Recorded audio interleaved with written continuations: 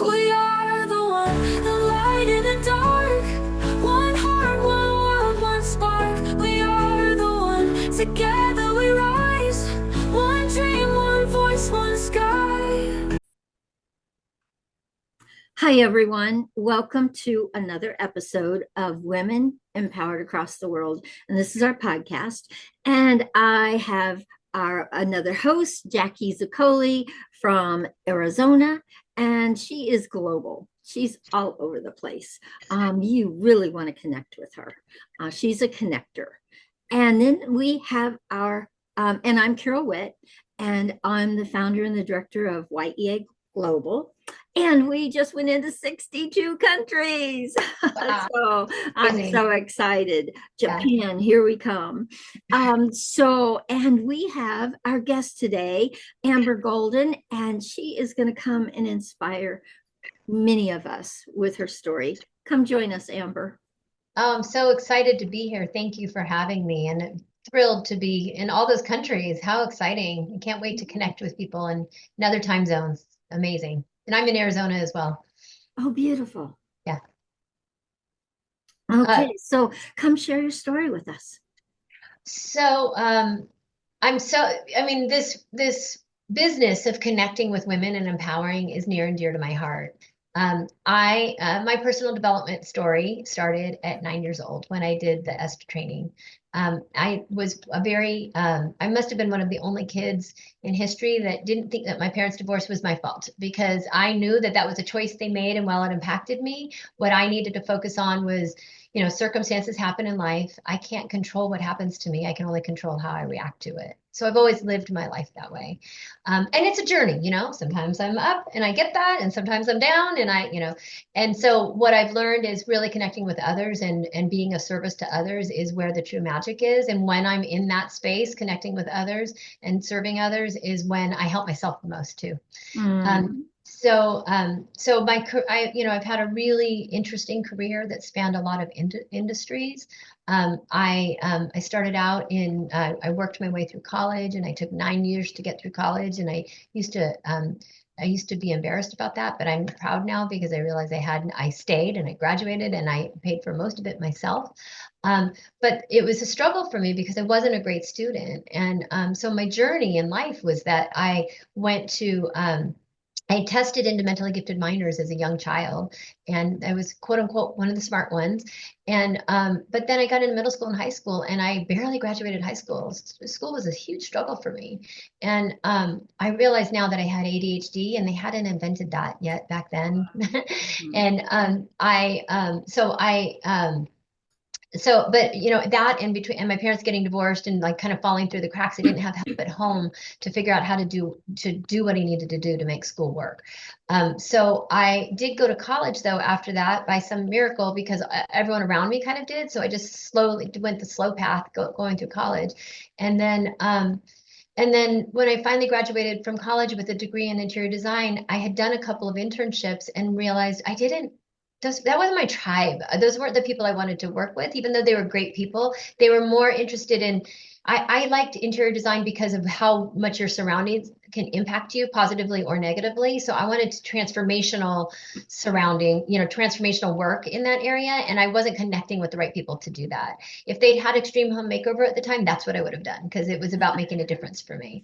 So I thought, okay, I don't know what I want to do. I went soul searching, backpacked around Europe for a few months, just like living on $9 a day so that I could figure out what I wanted to do. Came home, still didn't know what I wanted to do. And I thought, okay, all that really matters to me is making a difference. And so I just need to surround myself with people like that. And I wasn't naturally drawn to education because I hadn't done well in school at the time, So I thought, okay, I'm going to go for working with Oprah, because that at the time was the person that was the most interesting to me and making the biggest difference. So to do that, I needed to get some television experience, and I lived in California at this time. So I called around and I found I called around and I found an internship at the Lisa Gibbons show. And then, so I showed up there and they said, okay, you need to be here 10 hours a week. And I said, can I come more? And they're like, well, I guess so. So I just showed up when staff showed up, and I left when staff left. And of course, that I got a job after not too long. But then I met my now ex-husband at the time, who also worked in TV, and he's like, I don't want to move to Chicago. So I said, okay, I'll put that dream of working with Oprah, and it's still my dream. And I was on her show. I was a guest on her show, even though I haven't worked with her. To work with her, and I'll just focus on this career. So I did have a lovely career in entertainment, loved that. But then I got pregnant and had kids, so I stayed home with my children, and I decided to and then when I stayed home after they got to school age, I thought, oh, my family's entrepreneurial. My daughter is going to have the same experience I had in school. She's not going to fit into that box. So I looked around for a school to send her to, and I couldn't find, even in private schools, one that really fit. And then I learned about these things called charter schools. And I thought, a little naively, we need a charter school in my suburb of Los Angeles. Why don't we have one? So not knowing any better, I just started one. I wound up going through the process, getting it approved, and I started our first charter school in 2008. And then I was the CEO and founder of that for 15 years. I had a co-founder who was our first principal, and then I got the first one open, and then she helped me run it because she had the education experience. And then together we went and opened a lot more schools. And when I left 15 years later, we had 10 schools, not all charter. There's preschools and online schools and things like that, in 4 states with 7,000 kids and 700 staff. So I really learned, building the plane while I was flying it, how to grow and scale in a difficult climate, because there was a lot of different entities. I built 28 brands while we were there, launched 28 different brands of different iterations of schools and products and things. I learned marketing. I learned how to create departments. I learned how to lead teams through there. And really, I felt like that's where I was making a huge difference, because creating a nice place for people to work, because people need to work and have a livelihood. That was very meaningful to me, as well as all the lives we changed with kids and families, because we focused on project-based learning. And that was transformational for a lot of families, because their kids maybe were going like me in school, going to a school where they didn't fit. And so they were struggling and unhappy at school. So they would come to us, and all of a sudden their kids would like school again and like learning. So that was a really, really beautiful journey. And I loved my time doing that. And that was all nonprofit. So then came my 5Ds that started to happen. My mother's health during the pandemic in 2020, it began. I'm still really recovering from a 5-year journey of I wound up going through a divorce. My mother's health started to decline, and she ultimately passed away just a couple of months ago. And I had financial disruption because of the divorce. I thankfully have not had disease, although disease touched me because other people that I love had it. That hasn't happened to me. And so I really understood, when things seemed to be going very well, it all fell apart. So that brings me to doing what I do in life, is I see how I relate, and then I go create something for other people. So that's now what I'm focusing on. Just like when I was a young mom and I was looking for the right community for my family and my kids, I'm now doing the same, because as a woman who's going to be 59 on Monday, I'm seeing that there's a whole new set of challenges. There's menopause. There's, going through these 5Ds. There's financial stability, figuring out how to have financial, passive income and sustain myself going forward, and thrive in this chapter. What I call the Queen chapter is now what I'm focusing on. So they say, do what you know. So I'm doing what I know, which is you go through struggles, and then I help myself, and then I help other people with what I've been through. Yeah. So that's who I am and what I'm about. And I'm always interested in how I can be of service, and how I can, again, help myself and help other people at the same time. Rising tide lifts all boats. I love that. I so love that. So you talked about, I know you're an author. Tell us a little more about your books. Oh, so it was an amazing journey, because as trying to figure out what I wanted to do, I started writing a book. And I got with a book writing group, a club, and it was super supportive and helpful and awesome to do that. And I didn't know. I mean, I was in this journey of I needed to leave nonprofit because I need to figure out retirement and sort of shift my focus from what was very meaningful work to which is still meaningful work and through a different lens and different mechanism now. I thought, what's my voice? What's my message? So when I joined this book writing group, I was able to figure out, and I used AI to like be my sounding board. I still wrote it, but like to help me polish, and that's been an amazing journey too, is learning how to really make AI work for me. I figured out that what mattered to me was helping women after 50. And so my first book is Unstoppable After 50. And that's my message is age is your greatest asset. Instead of feeling apologetic for it or less than because of it, like really promoting the fact that there is more opportunity for women today than there ever has been before in history. So let's use this moment and rise to the occasion. So Unstoppable After 50, and 50's the new 40, right? So like there's so much life left in me, and I want to leave a legacy, not because I have to, but because I want to. And so surrounding myself with other women, especially my age, who are, relating to the same things that I relate to now, dating in your 50s, that kind of stuff is interesting to talk about with other people going through it. So that's my first book, is Unstoppable After 50, bestseller, super excited about that. I'm also part of the Wealth-Wise Women's Playbook, because that's another thing that changed for me. Like financially, I was doing great, and then all of a sudden I wasn't. And that was an interesting thing to say. I used to say money doesn't make you happy, and it doesn't. However, it can make you miserable if you don't have, enough to like feel financially stable and all of that. And so that's another thing I've gotten involved in, and that's part of my mission, is to help women really focus on financial stability and growth, like growing your wealth and not just active income, but passive income, so that, as we age and it's harder to work, we've got money coming in. So part of the Wealth-Wise Women Playbook, which is a compilation of multiple women in a nonprofit group that I'm in, that is about teaching women to be, about different financial mechanisms. And then I most recently was have been part of the Art of Connection, the abundance version. And so I'm a part of that and excited. That's the most recent one that came out. That's an international bestseller as well. And I am currently writing a book called The Queen Chapter, which is all about what the Queen Chapter is, which is a phase of life that you graduate to, really, when you get to a certain, it's not really, I categorize it by ages just loosely so people understand, but it's really about what you're going through, the life events that you're going through. Beautiful. Absolutely beautiful. So make sure you put, make sure you put your information in the chat so I can put it in your episodes so people can reach out to you and find your books. Okay. The chat's open. Definitely make sure you put your information in there for us. Definitely LinkedIn, and any links you want me to put in this episode, please add those. I will. Thank you so much for, number one, thank you so much for making a difference for women 50 and over.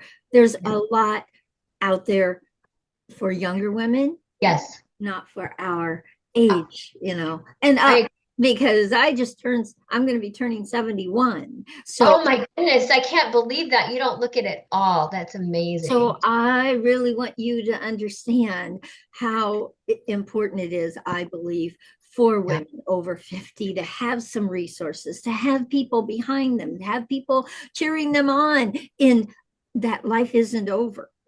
Yeah, exactly. That's and what a lot of people in the past years believe 50, life's over, Yeah.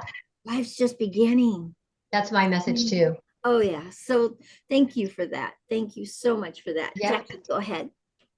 Well, the amazing thing is that we span 3 decades. That is.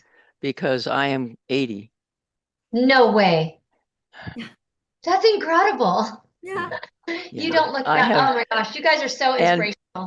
Because of the Art of Connection, I am in 5 of their books. And the last one was published the day my book came out, 2 days before my birthday. Oh my gosh. So there's a lot that we can do together. In my book, me creating the excitement of your awareness. And so there are so many things, plus the fact you're in Los Angeles. And my guess is that you probably know both Greg Spencer and Jeff Morris. Is that true? I don't, and I'm not in Los Angeles anymore. I'm in Scottsdale now. I know, but your time down there with the Yeah, schools. 57 years I was there. Yeah. Wow. Jeff Morris created this Dream Smart Academy by holding hands with Greg Morris and Greg Spencer. Greg Spencer's the vice president of Footsteps to Brilliance. Do you know Footsteps to Brilliance? Isn't that amazing? Yeah. They're throughout the whole state of California and 45 other states. So I'm looking them up while you're talking about them. Yeah, Dream Smart Academy, Jeff Morris, and the literacy part of my world is Footsteps to Brilliance.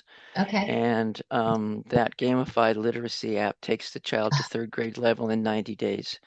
So it is a miracle completely. And I am so surprised that even when were you there? I mean, I just left a year ago. Oh, well, I don't know. Anyhow, I don't know how it escaped you, but they gave it to the state of California essentially free, that app, about 2 years ago. And I'm working diligently to bring the app into all the countries of the world, starting in Africa. Yeah, because of my time in the Peace Corps there in Liberia for 2 years. So yeah, I'm actually consulting with one of the companies that I started, that I don't work there anymore, but they said, hey, Amber, we need you to come back and help us with something that we're struggling with. And it is an online platform and courses for homeschool families across the country. I would love to, and a lot of it is focusing on young children. So I'd love to talk to you offline from this about incorporating that in what they do. Would love to. Absolutely would love to. It just gives me chills because I can't believe that in Greg's hometown, I'm able to bring. There's a lot. It's a big state with a lot of stuff, but I love this. And go ahead. Yeah, go ahead. Jackie, make sure you invite her to be a guest speaker for education. Yeah, I can do that. On Jen. Yeah, literacy. Huge background around education. I'm getting drawn back into that. Okay. March 25th. I'm getting drawn back into education because I'm really good at the crossover with business to education. So there's more and more people starting to reach out to me about that. Okay. Yeah, we'll need to have a Zoom. Yeah, March 25th, I'll need you, if you can, to be a speaker. And that's the same. No, it isn't. It's it. And our times will change Sunday, but it will stay the same. So it will be at 9 o'clock. At 9 o'clock Pacific? Yeah. I might be able to do that. I think I'm flying that day to DC for the Art of Connection book signing. Oh, are you going to the signing? Yeah. I'm not going. I need the media assets, so I'm like, all right, I'm jumping on that because I need those photo ops. So let me see what time my flight is, but so that would be, well, it'll be 9. We're the same time zone at that time. So if I can do it, I will 100% do that. Okay, I might have to be in the airport. Question mark. Yeah. Okay. And Amber, I run the YEA Youth Empowerment Program that's global. And so I want to talk to you more inside of having U.S. students in the program. Oh, you don't have U.S. students in the program, and I want them I want them so bad because it's honestly a cultural experience for the U.S. to be with youth from Kenya and Uganda and from. I mean, our schools were international for that reason. My schools were called iLEAD, so it was International Leadership, Entrepreneurial Development, Arts and Design Thinking, and the international component of it was huge because it. Exactly what you're saying is by learning to work with people in other countries, that's the social emotional skills they need, you know? Absolutely. And it really gives them a real understanding of the challenges somewhere else Exactly. compared to the Well, challenges they have here. and we had the IB curriculum, and one of the questions they would ask is, what is the typical diet of a teenager? And people would say here, French fries, but no, it's rice. Because if you're thinking worldwide, right? And so like that's the thought process that you get naturally when you work with people from other countries Oh, in any yeah. capacity. I took a group of kids to Israel and also to India. It was during while we were Wow. there, it was awesome. Oh, so you and we need to definitely do another Zoom. I But would love. okay, so I have a question for you Yeah. inside of what we're talking about here. So, like what are you wanting to focus on now? I mean, you're like you've been in many different places. What is it that you want to really hone in on and focus on that you want to take forward globally that we can support you in? What Globally is my Queen chapter community. It's a mastermind. I'm focusing on the higher end first, but I will eventually have less expensive options, and I'm probably going to create merchandise, which is really about women's empowerment, after 50. So I think for this group, that's what I want to focus on. I also on the side, but if you're going to put it out there in the, ethos and atmosphere, Yes. do Queen chapter. But if you talk to people one-on-one, I also do corporate consulting, and that's the kind of my bread and butter right now until I can get the Queen chapter going. The corporate consulting is where I specialize, is in people who've already really had some success and they want to grow more, but they're like struggling from going from small to medium business because they're already successful at small, but they need systems, processes, and most importantly, making sure their culture aligns with their mission and vision, because that's where it gets messed up. A lot of times the founder is in the way because they're trying to control everything. So helping them get out of their own way, that's where I specialize in corporate consulting. Beautiful. Usually they have a staff of like 10 to 15 already, right? Okay. Beautiful. Absolutely beautiful. I want to talk to you about something else. Okay. We'll talk offline here. Okay, Jackie, do you have any questions for Amber inside of her story? Well, other than she says she wants people with a mastermind group, what does that involve? So I'm still launching it. I right now what they should do, the call to action is to just schedule a meeting with me. And I put my Blink card, which has all my links. So it's got LinkedIn, it's got my scheduling link, it's got all of it. So right now I'm putting out a free webinar that's to get people to kind of start to understand what it is, and then to join it, I want them to meet with me because it's the first round is kind of pricey.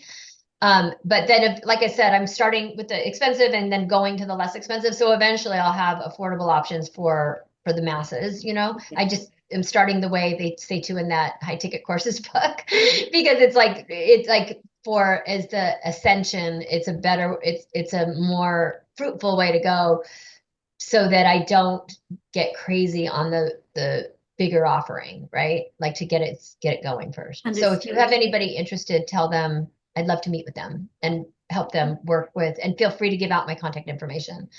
Beautiful. And help them see what I have to offer that is right for them right now. Okay. All right. Well, what another amazing episode. By the way, just that you know, we are going to start, because this is, I think, number 53 episodes that we've done on this. That's amazing. So we're going to start a mastermind once a month, and we're starting one next month, and we're inviting all of our guests that have been on here to come and mastermind with us and collaborate and find ways to collaborate with one another, to get the messages out and to support one another, because we have had some amazing guests. I would love that. So we'll definitely invite you. Okay. And I'd love to meet each of you about lots of the things we touched on. Oh my goodness, yes. This is quite the connection. I love it. Yeah, totally love it. Anyway, thank you everyone for joining us for another episode. Fantastic episode of Women Empowered Across the World. And we do this every Monday and every Friday. If you'd like to be a guest on our podcast, please reach out to us. We're on LinkedIn. We're all over social media. Please reach out to one of our hosts and say, hey, I'd like to be a guest. Guys, please know that your story is important to people out there and it needs to be heard. That's what this platform's all about, is that we have a voice, we get to be heard, and we get to inspire others with our stories. So thank you again for joining us. Please, let's all thrive together.